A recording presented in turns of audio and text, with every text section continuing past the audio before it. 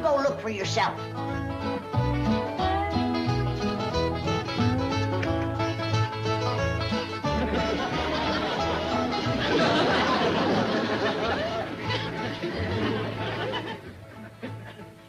Well? She ain't milking her goat. She ain't. Now, Granny, wait a minute. Hold on, Granny. She's done learned that hairy ape to do it. Get out of my kitchen, you dead blamed varmints. This ain't no bars, too. No, don't run so hard. Get off, Skipper. I'll whop the whole kit and caboodle of you. Granny, I don't think whomping's gonna do no good. I've been studying this problem a heap, and I think I got it figured out. I'm listening. Well, the only thing that's gonna get Ellie's mind off of critters is a nice-looking young fellow. I'm all for getting Ellie a fella. Maybe Mr. Drysdale can help. He's got some fine-looking young hands working down at his bank. Now you're talking. You get yourself a son-in-law that can keep his eyes on your money. I'll call Mr. Drysdale. Jed Clampett is on his way down here to look over his prospective sons-in-law. Now, I want to look them over first. Where are they? He is waiting in my office. He. One man you found? Only one, whose qualifications make him worthy of the hand of Ellie Mae Clampett. Trustworthy, loyal, helpful, friendly. Oh, bring him in. He'll be an old man before I get to meet him. Mr.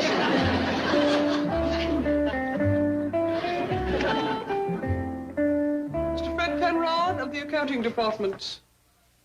Mr. Milburn Drysdale, president of the Commerce Bank and your esteemed employer. My boy, I've been looking forward to shaking your hand. I have great things in mind for you. Why, just last week, I was saying to my board of directors, keep your eyes on that up-and-coming young man, Rod Penfred. Fred Penrod. Exactly. I've been watching you ever since you started to work here. Well, I just started this morning, sir. Exactly. And already your work is so outstanding, I have you earmarked for promotion. Well, to be very honest with you, sir, I haven't done any work yet. Exactly. And it's that very honesty that has brought you to my attention. Now, I'd like you to come to my house tonight for dinner and bring your wife. Mr. Drysdale, he isn't married. Not married? Too bad. Well, there goes your vice presidency, my boy. Vice presidency? Oh, yes, but I can only trust a married man with that kind of responsibility. Are you by any chance engaged? No, sir. Do you have a girlfriend? No, sir. I just moved out here from Kansas City. Oh, what a golden opportunity you're losing. Hey, Miss Hathaway? Right you are, Chief. We've got to get this young man married. He does need a wife. Somewhere there must be the right girl for him. Somewhere indeed. A girl that can take him from accounting to the vice presidency of this bank. Chief, I think I have the answer. Good girl. Goodbye. Wait, where are you going?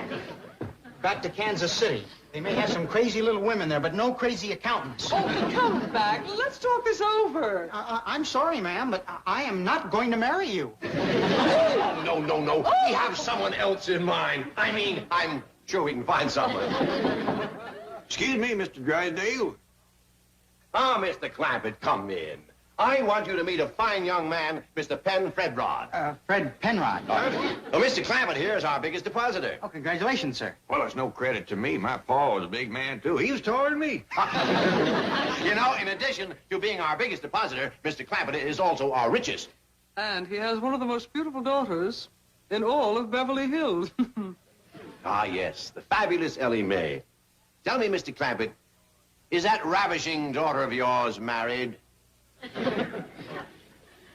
Now, Mr. Drysdale, I just called you on the telephone. I told you I was looking for somebody to court Ellie Mae. And that Fred Penn? Rod Penn. Penrod. Now, that name of yours is quite a mouthful. You mind if I just call you Rod? Fred. Oh, I'm Jed. I want you to meet my daughter. Oh, I'm sure that'll be Jake, eh, Fred? Oh, Ellie. I'm Jed. Rod. Fred. No, hold it, everybody. Let's start all over. Hey, little pawpaw tree, you're gonna make me rich. Yes, sir. You're gonna help me dig up old Jed's money he's got buried around here somewhere. Leave quick! Yeah, I'm back again, Granny. You missed me? No, and I ain't gonna miss you now. Ellie Mae, fetch my shotgun. Oh, no, Granny, is that any way to behave to an old friend that just drove all the way out here from back home to bring you that pawpaw tree? That little pawpaw tree for me? Yes, it is, Granny. Where'd you steal it? You cute little old possum, you. If I didn't have my loving wife, Maudie, back to home, I'd come a-courting you. Why, you lazy, good-for-nothing, ornery, low-down, thieving polecat. Dog, if you don't sweet-talk me better than my Maudie. There's Sonny, Granny. Sonny, Miss Ellie, darling, you must have heard your sweet little old granny wrong. She said to fetch a shovel so old Leif could go and plant that there pawpaw tree he done brung you. Pawpaw? No wonder Granny's jumping for Joe. You fetch that shovel now, honey, and you take this thing away, huh? Ah, you good-for-nothing old gully jumper.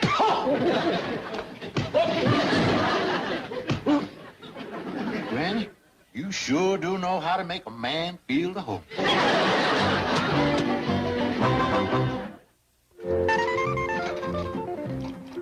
Whereabouts you want your pawpaw tree planted, Granny? Anywhere handy to the house where it gets a lot of sun. Well, how about where we filled in your root cellar? No. You're bound to hit oil. We don't want that messy stuff squirting out of the ground. Wherever you dig shallow. I hadn't figured on doing actual planting. Mr. Crick seemed right anxious to do that himself. No. If he digs, he's bound to strike oil. That man fetches nothing but bad luck with him. All right, Granny, well, Skipper and me'll plant it. And hurry. The quicker that tree is in the ground, the quicker we'll be shed of that hairy victual vulture. Granny, you'll hurt his feelings. I'm talking about that hairy varmint sitting in the kitchen. The ugly one. Let's go, Skip. Make yourself a sandwich, or do you want me to? Did you eat all the ham they was? Only the one you give me. You got more. I got more room. You got more in you now than a smokehouse. Get out of here. Granny, I need my strength to dig a hole for that pawpaw tree I brung you. Ellie Mae is done planting the tree. Now get out of here. Ellie Mae shouldn't do hard work like that. That's for me to do. Now you climb into that puddle jumper of yours and take your worthless carcass back to the mud waller that you come from, you big bullfrog. You keep sweet-talk me like that, you're gonna make me homesick for Maudie. Little stinker. I don't have to ask you who you yelling at. I seen Leif's car out front. Where's Ellie? Out back, planting the pawpaw tree that Leif brung us. I'll go tell her to get purried up. There's a fella coming to court her. Leif Crick brung us a pawpaw tree? Yep. He's giving it to us free? Well, I wouldn't exactly say free. It's already cost me a ham, a pound of butter, and a loaf of bread. And my usually sweet disposition. Ellie, honey. Where are you, darling? Over here, Mr. Crick. This here's a dandy spot, Skipper. Plenty of sun. Wait a minute, Ellie. Now, hold on. Digging in the ground ain't no job for a sweet, purty millionaire's daughter. You let old Leif do that, huh? Hello there, son. You run along. But Granny wants me to do it. Oh, now, Ellie, darling. You wouldn't want me to break my word of honor to Maudie, would you? I done give her my promise, crossed my heart, that I'd plant this here tree. You did? I took a vow on it, and it's only fair. She went all the way out in the woods, dug it up, toted it 4 miles back to the cabin. Well? Well, now, you run along and help your granny. Well, now, will you look at this? Isn't this a nice spot? It's already been dug up. We won't ruin no grass. Yeah, but Pa wouldn't want you to dig there. Why not, sweetheart? Something buried here? Hmm? Yes, sir, and he wants it to stay buried. Yeah, howdy there, Leif. Granny tells me you brung us a pawpaw tree. I did for a fact, Jed. All the way from back home, just because I knowed it would pleasure you. And sweet little Granny, too. Told him not to dig there because they was... Never mind, Ellie. Now, why don't you run on in the house and get yourself one of them there, what you call a bubble bath. Get all sweet and pretty smelling because a young city fella coming over to court you. He is? What's his name? His full name is Fred Penrod Penrod, but he answers to Fred, Rod, or Jake. Sure has got a slew of names, ain't he? He's got 3 names he don't even use. Just the initials, CPA. What's up, Pa? Jed, I couldn't help picking up a word here and there. Now, surely you ain't fixing to let no city fella come a-courting Ellie Mae. Not when I got a big, strong, handsome, hard-working, honest, likable, intelligent, unmarried son back home. Is that the one they call Weasel? One spends most of his time in jail? That's the boy. He's out again now, Jed. Turn over a new leaf, straightening up his line. No offense, Leif, but I kind of think Ellie can do better. Let me send for him, Jed. You can see for yourself how he's changed, Dub has. He's a regular city fella now, fit right here in Beverly Hills. I wouldn't waste no bus fare bringing Dub out here if I was you. Well, I won't have to, Jed. I'll get Morty to put him in the shoes. He can walk out. Just forget it, Leif. Now, if you'll excuse me, Ellie's beau will be here directly. I want to see he gets greeted proper. Well, I'm telling you right now, he won't be the boy my Dub is. Well, thank you, Leif. That cheers me up considerable.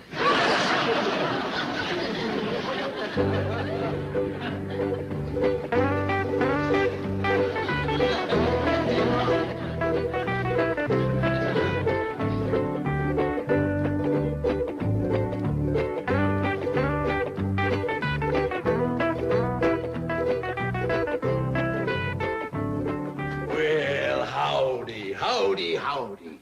You must be the young fella coming to court Ellie Mae, my twin sister. Twin sister?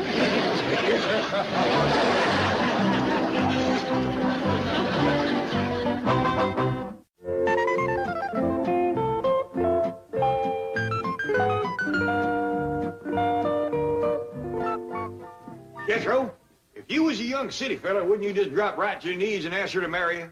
Yeah. Ellie Mae, you just about the prettiest thing the Lord ever put together.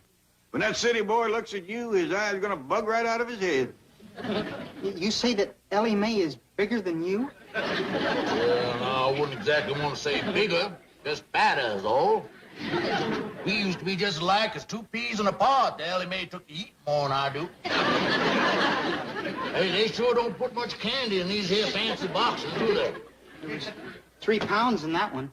Good thing you didn't give it to Ellie. You wouldn't even bother to open it for that little dab of sweet. You know, I just remembered something. I should take my motor scooter in for service. It's overdue. Is that little thing what you ride?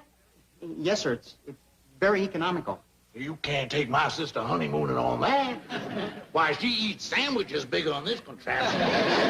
You're right. I'll come back when I can afford a truck. Something bigger. Little city boy, you running out on my sister? Oh, no, sir. Because if you are, you better never show your face around here again. I won't. I promise. And you pass that word around down there to the bank. Ain't gonna be no trifling with Ellie Mae Clampett. Next young fella comes up here, Corton's gonna marry her. Yes, sir. All 300 pounds of her. Yes, sir. Now you get out of here. Yes, sir. It must be your beau. Come on, Ellie. And don't you come back, boy. You have my word.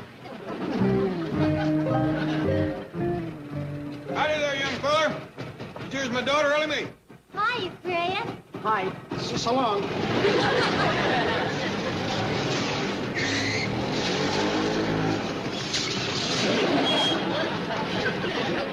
This girl is Ellie Mae? That's right. Boy, I've heard of crash diets, but this is fantastic. Is this Ellie's beau? Scrawny little feller. I'd like you to meet Ellie's granny and her cousin Jethro. Folks, this is Mr. CPA Fred Rod. No, Penrod. CPA stands for Certified Public Accountant. Oh, we couldn't remember all them names. Just call me Fred. Pleased to meet you, Freddie. Glad to meet you, Granny. Howdy, Fred. Hi. That there your scooter? Yes, it is. Can I ride it? Sure. Thank you. Help yourself.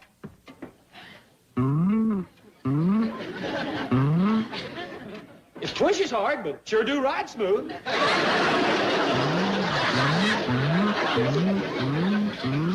Come on in, young fella.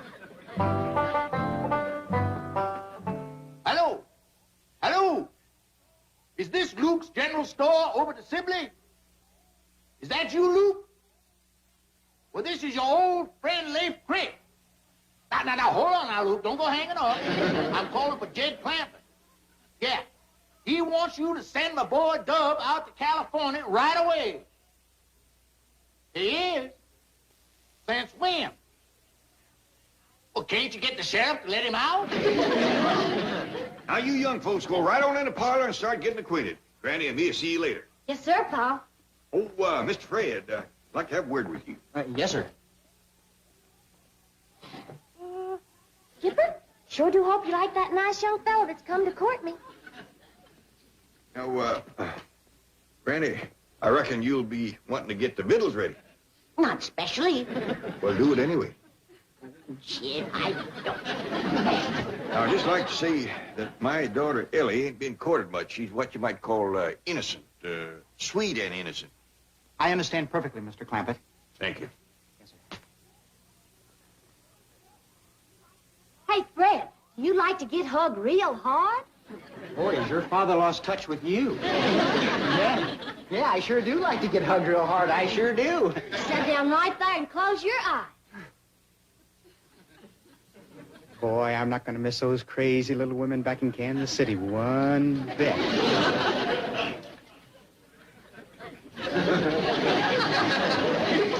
This is a good way to get acquainted. Yeah.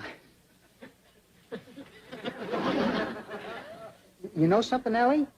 You've got to start using a milder detergent. Oh,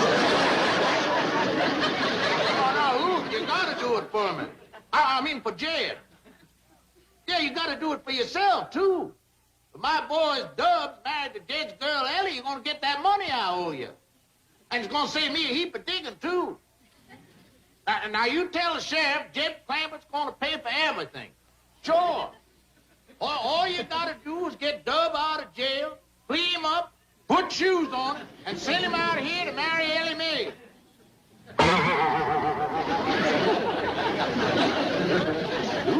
Did you hear some noise on the line?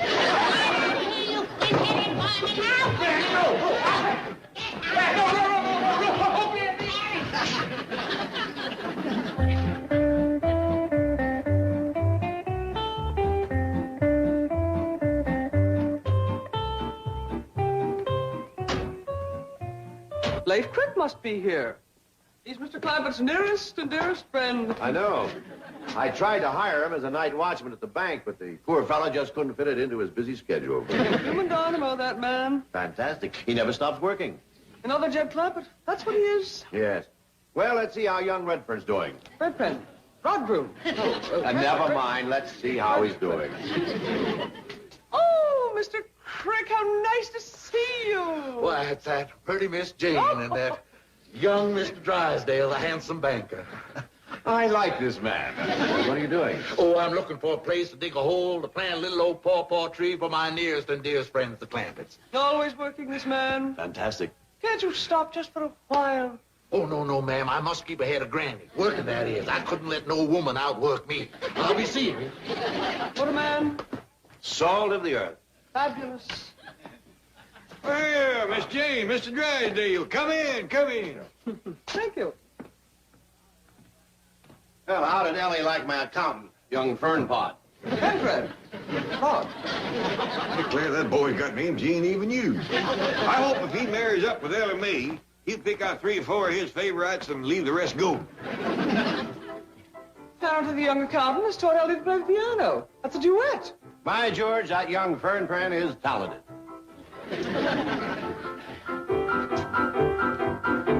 Who's playing the piano duet? He is.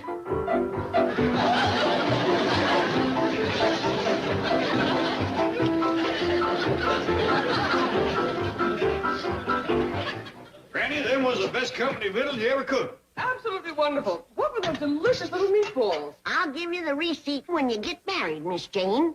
There's my owl burgers, deep-fried in possum fat. Husband will never leave home with them on the table. I had a nice big smoked ham, too. But that lazy good-for-nothing Leif Crick ate the whole thing. Granny, I would hardly call Leif Crick lazy. He didn't stop digging long enough to come in and eat. Digging? Leif Crick. Whereabouts? Somewhere out and back, I suppose. He's planting you a pawpaw tree.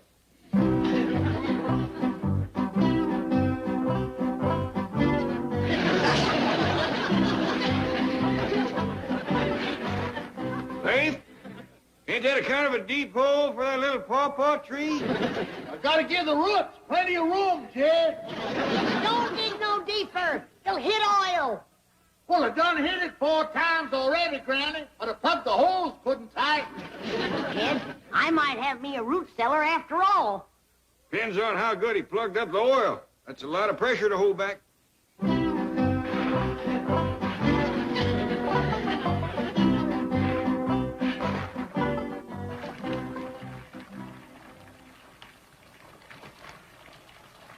I think he plugged it up too good. Looky yonder. Oil! It's oil! It's a regular curse!